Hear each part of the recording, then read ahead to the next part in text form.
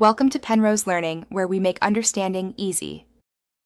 You start by making sure both devices are ready. Update iPhone and Apple Watch so firmware matches. This prevents pairing errors. Once done, enable Wi-Fi and Bluetooth and keep the devices side by side. Next, sign into iPhone with the Apple ID you intend to link.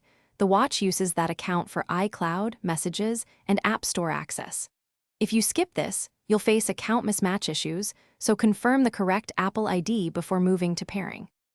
You'll now pair the watch. Open the Watch app on your iPhone and tap Start Pairing.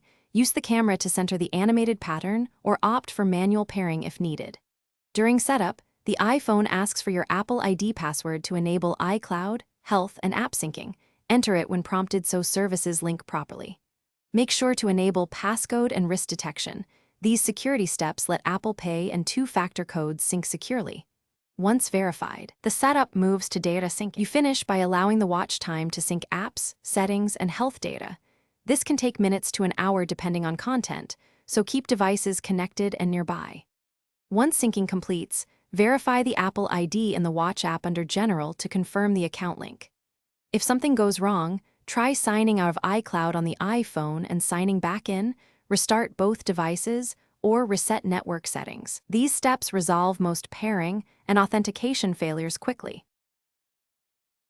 Thanks for watching. If this was helpful, leave a like and consider subscribing. See you next time.